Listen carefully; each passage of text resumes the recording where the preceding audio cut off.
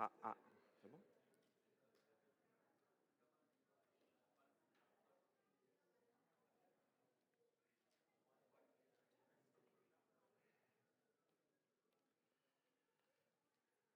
Bonjour à tous.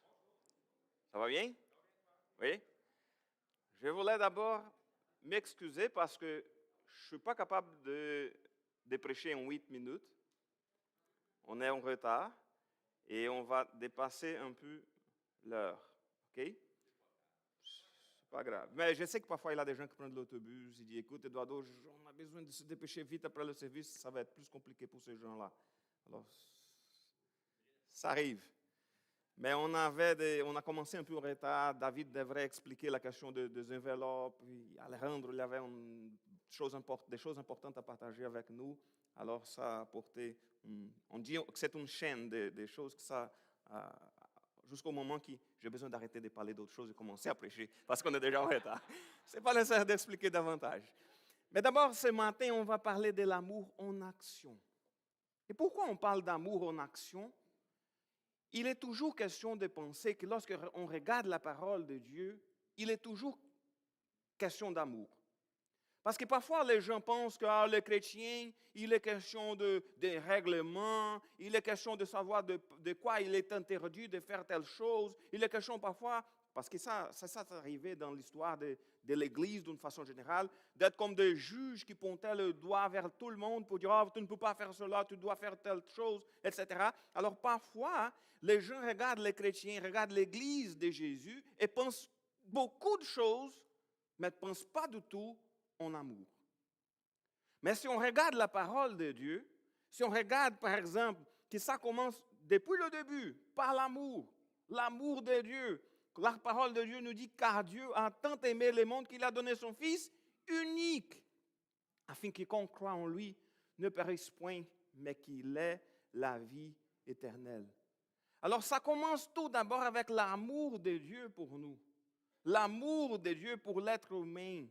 Alors parfois, les gens pensent que Dieu, c'est comme un boss méchant, un roi autoritaire, méchant qui est là pour condamner tout le monde. Mais Jésus, au contraire, il est venu pour nous sauver. Il a donné sa vie pour nous. Quel grand amour!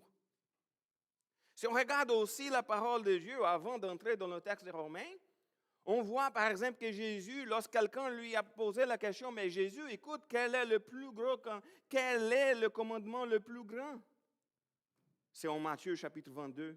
Et quelle était la réponse de Jésus? La première chose, c'est d'aimer. Tu aimeras le Seigneur ton Dieu de tout ton cœur, de toute ton âme, de toute ta pensée.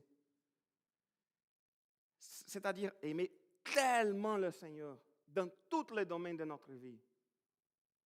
Et aussi, il a dit, c'est là le commandement le plus grand et le plus important. Alors, on commence en parlant de le plus important. Tout d'abord, il est question de l'amour de Dieu pour nous. Ensuite, l'amour envers le Seigneur, notre amour envers le Seigneur. Et ensuite, parce que Jésus, il continue. Et il y en a un second qui lui est semblable. Tu aimeras ton prochain comme toi-même. Alors, lorsqu'on regarde la parole de Dieu, il est question d'amour. Il est question de l'amour de Dieu. Il est question de notre amour envers le Seigneur. C'est Dieu merveilleux qui on louait tantôt et qui on doit le louer toujours. Et notre amour envers les uns les autres. Ce n'est pas juste notre amour envers les personnes qui nous sont chères, mais aussi envers les gens qu'on ne connaît même pas. Mais parfois, on pense, ok, mais c'est bien d'aimer le Seigneur. Et le texte des Romains, le chapitre 12, je vais commencer par le verset 9, il dit ceci, que votre amour soit sincère. Ayez donc le mal en horreur. Attachez-vous de toutes vos forces au bien, notamment au ce qui concerne. Il va commencer à traiter plein de sujets et plein de façons de montrer d'une façon pratique c'est quoi l'amour. Alors, parce qu'il commence à parler qu'il faut avoir un amour sincère. D'autres versions disent sans hypocrisie, en vérité. Parce que c'est bien facile de dire, ah, j'aime le Seigneur. Si tu aimes le Seigneur, fais hurrah, tout le monde, hurrah. Mais qu'est-ce que ça veut dire dans ma vie? Ah, j'aime mon prochain. Ah, il y a plein de gens. Je me rappelle, il y avait je ne sais pas si j'ai déjà vous raconté cette affaire, mais il y avait une madame dans une église que j'étais pasteur au Brésil. Je ne vais pas préciser quelle était l'église. Mais une madame qui me disait souvent, oh, pasteur Eduardo, je t'aime tellement. Mais c'était la madame que tout le monde me disait, écoute, Eduardo, il y a une madame, elle parle toujours par te dos, elle parle toujours mal de toi pour tout le monde. Elle parlait à tout le monde, Eduardo n'est pas un bon, non, il n'est pas un bon pasteur. Ah, mais je crois que Eduardo ne prêche pas si bien. Et elle parlait tellement de moi, mal, et lorsqu'elle me racontait, oh, Eduardo, je t'aime beaucoup, mon pasteur. Alors, il n'est pas question juste de dire je t'aime. Qu'est-ce que ça veut dire? Qu'est-ce que ça veut dire d'avoir un amour sincère? Ça commence, il a même déjà précis dans le verset 9, qui avoir le mal en horreur. Alors, on ne peut jamais penser que le mal, c'est quelque chose de bon.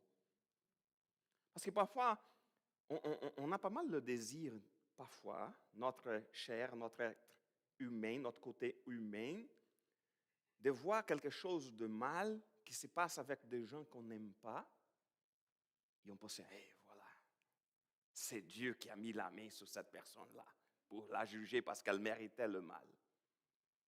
Alors on doit avoir toujours le mal en horreur et à nous attacher de toutes nos forces au bien. Au bien. Alors de vouloir le bien, de souhaiter le bien, de faire le bien.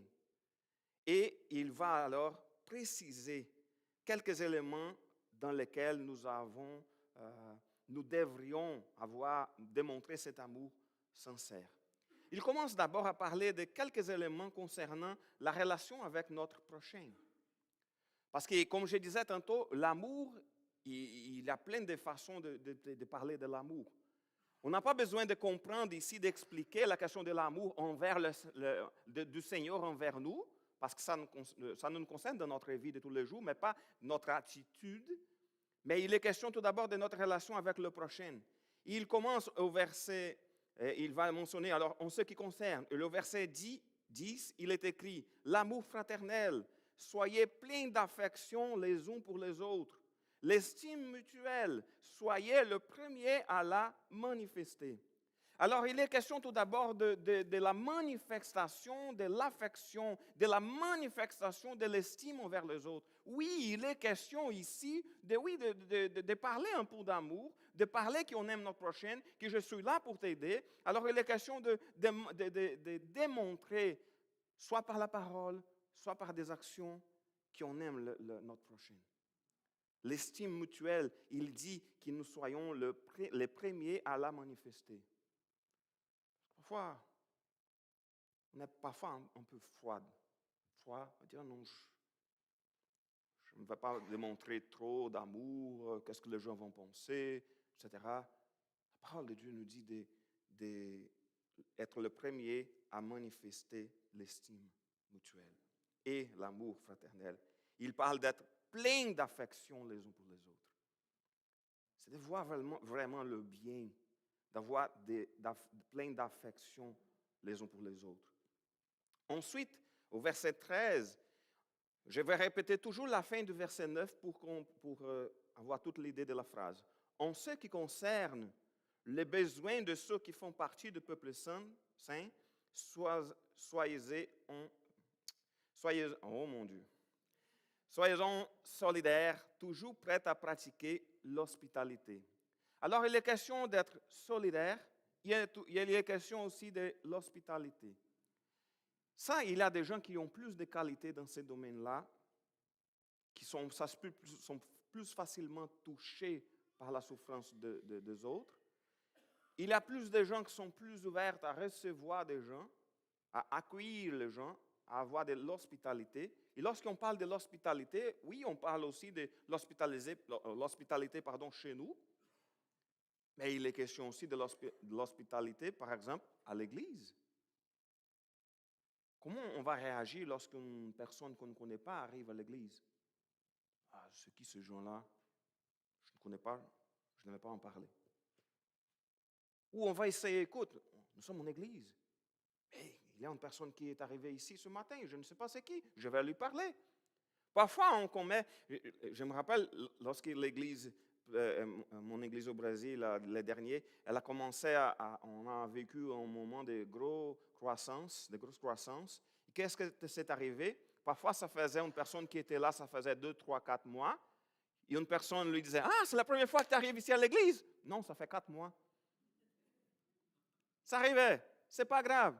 Aucun problème. Ah, mais je n'avais pas t'en parler. OK, ça me fait plaisir. Comment ça t'appelle? Alors, on commençait à parler, même si on commettait des erreurs, on commettait des fautes. On pensait que la personne était la première fois, était là. Il avait déjà une vingtaine de fois qu'elle était là. Mais au moins, on ne doit pas être gêné d'accueillir les gens, d'être toujours prêt à pratiquer l'hospitalité et de soyez solidaires. On doit regarder davantage, de percevoir davantage les besoins les uns des autres. Parfois, il est question de petits besoins, comme Yann me parlait tantôt de gens qui, parfois, on a besoin d'un coup de main pour venir à l'église, d'un lift. Ou parfois, il est question même de la nourriture. Parfois, la personne a besoin de la prière. Je me rappelle, ça j'ai appris avec une personne qui était le chef de la louange à l'église où j'ai grandi. Une fois, je lui disais, écoute, est-ce que tu peux prier pour moi?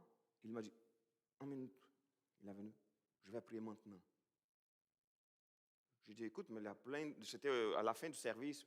Il m'a dit, non, ça se peut que je vais oublier. Tu m'as demandé de prier pour toi. Je vais prier pour toi maintenant. Il a prié pour moi. Je trouvais ça spécial. Alors, il est question de démontrer la question d'être solidaire, d'être hospitalier, d'avoir de l'hospitalité. Il est question aussi de partager les joies et les peines. Au verset 15, il est écrit, « Partagez la joie de ceux qui sont dans la joie, les larmes de ceux qui pleurent. » Alors, il est question de savoir, écoute, parfois on est dans un moment difficile, et on voit que notre frère ou notre sœur est dans un moment de joie. Parfois, on va dire, écoute, je suis dans un moment tellement difficile, regarde ce qui se passe dans la vie de mon prochain. Et ça, parfois, nous fait mal. Mais c'est le contraire, ça devrait nous faire du bien.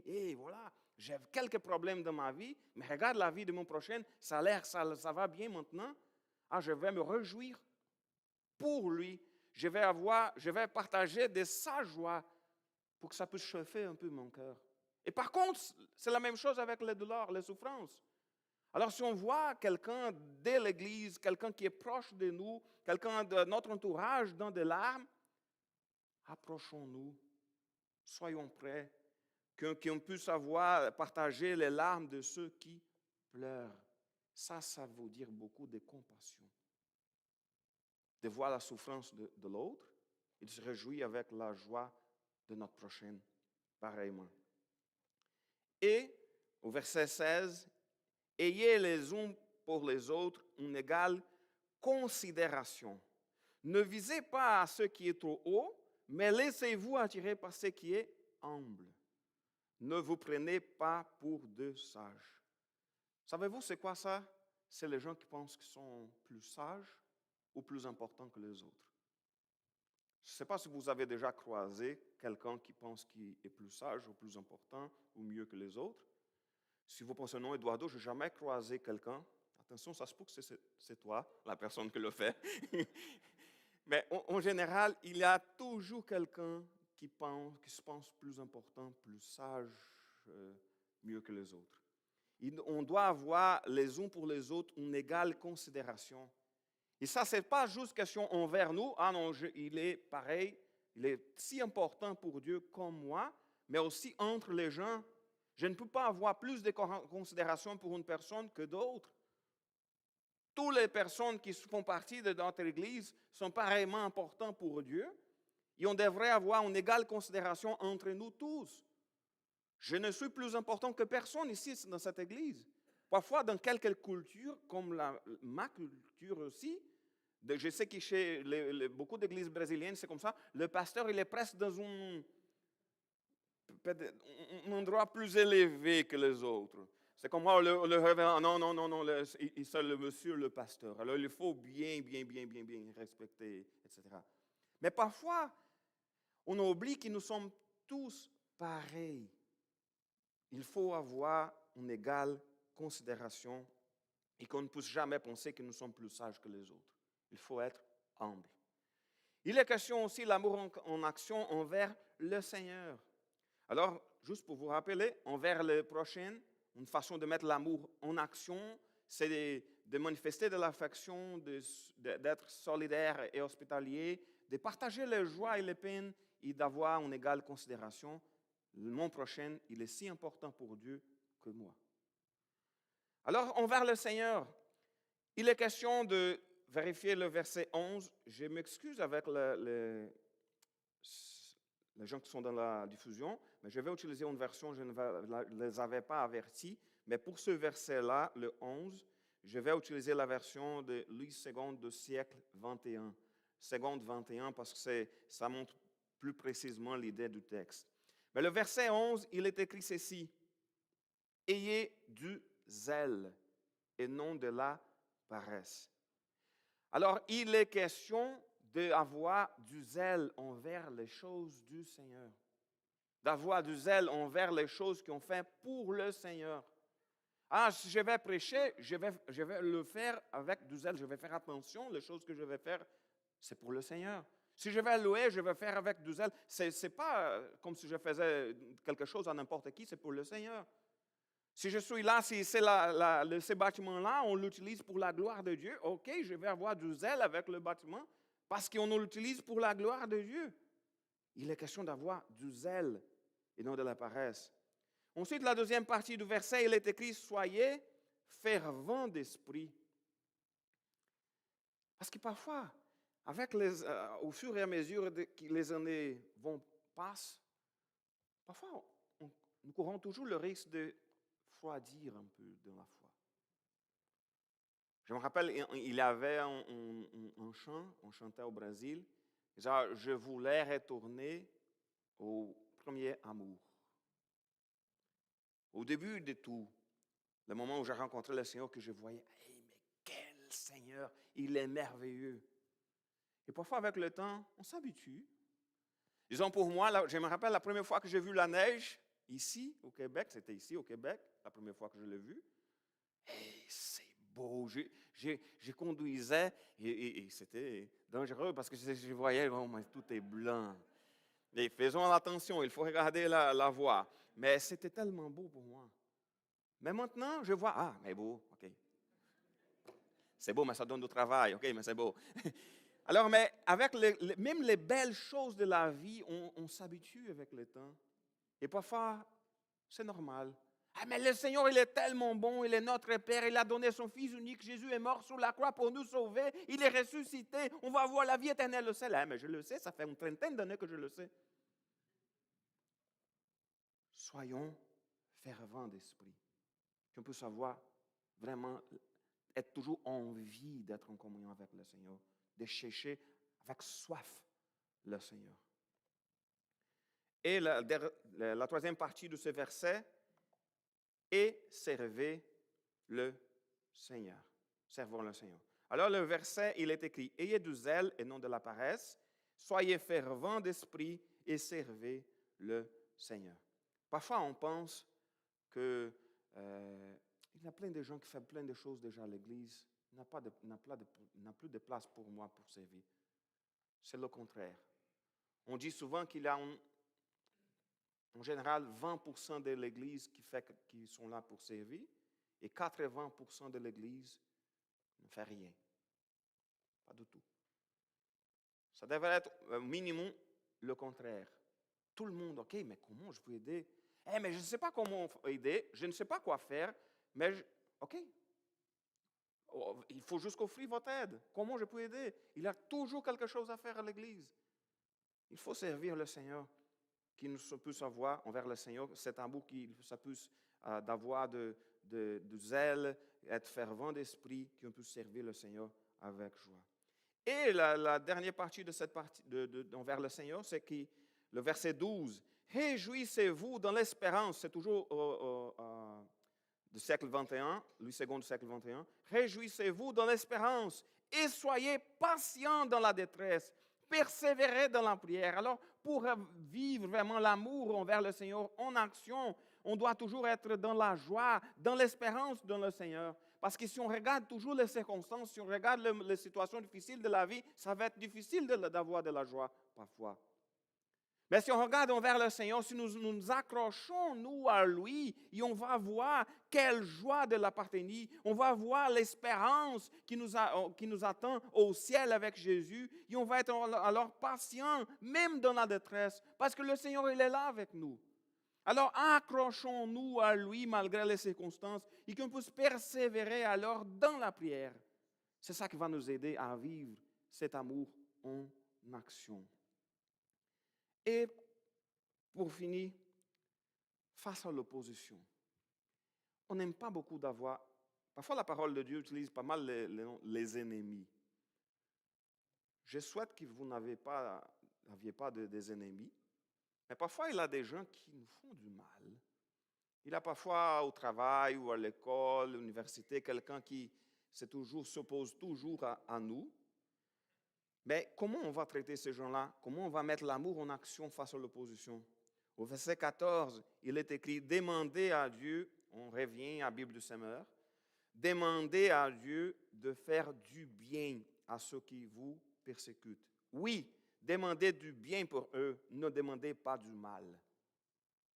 Il est question de souhaiter le bien. Mais Eduardo, cette personne-là, elle me fait du mal. Souhaite le bien. La parole de Dieu nous dit de demander à Dieu de le faire du bien. Ce n'est pas du mal. Parce que parfois on dit, OK, mais je vais prier pour mes ennemis. Seigneur, que tu puisses envoyer une tempête dans sa maison pour faire... Non, ça c'est pas prier pour mon ennemi. Ah, que tu puisses qu'il ait une maladie sévère puisse l'attraper. Non, je suis en train de prier pour mon ennemi. Non, ce n'est pas ça. C'est pour que le Seigneur puisse le bénir. Ce n'est pas pour que ça puisse avoir du mal. Bénis ceux qui vous persécutent. Oui, demandez du bien.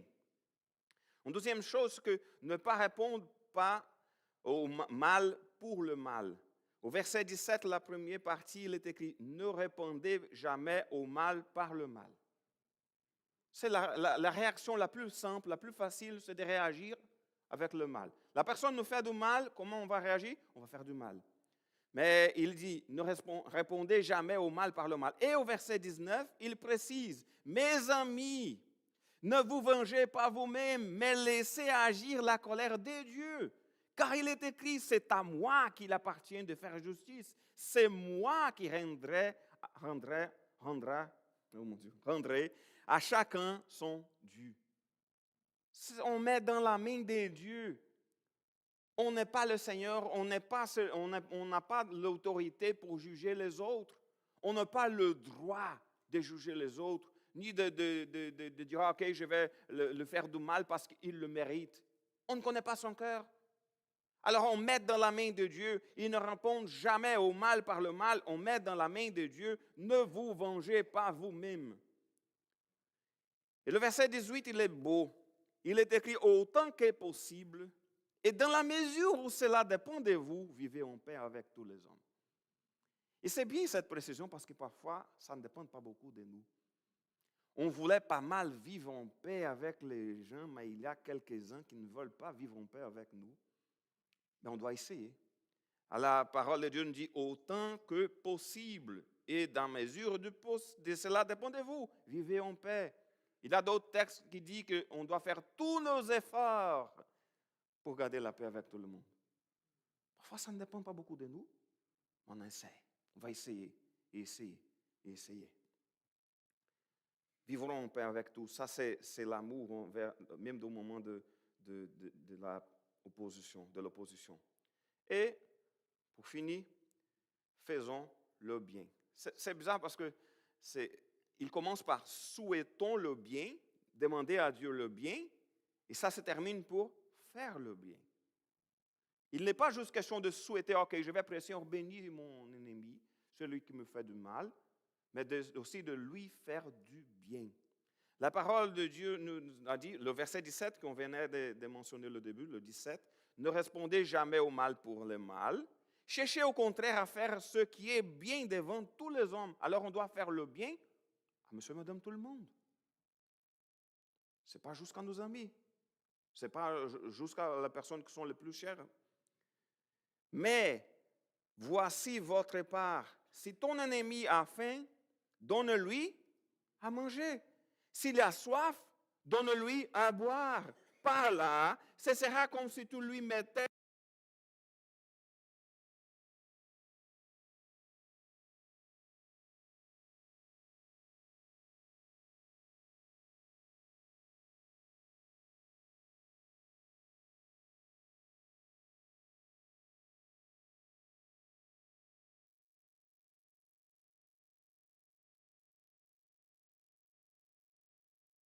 le bien.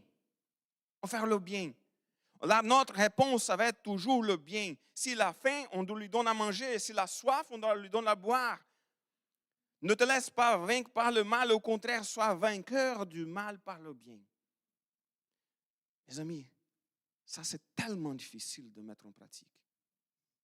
Mais c'est ça l'amour en action face à l'opposition. C'est ça que notre Seigneur nous demande. Alors, dans un monde sans amour, qu'on puisse aimer davantage notre prochain, qu'on puisse aimer davantage le Seigneur, qu'on puisse aimer davantage même ceux qui nous font du mal. C'est ça que la parole de Dieu nous demande. Alors, aimons-nous les uns les autres et qu'on puisse avoir l'amour en action. Je termine, je vais mentionner le premier verset que j'avais lu, c'est le verset 9 du texte des Romains, que votre amour soit sincère. Voilà. Mettons-le en pratique. Que Dieu vous bénisse.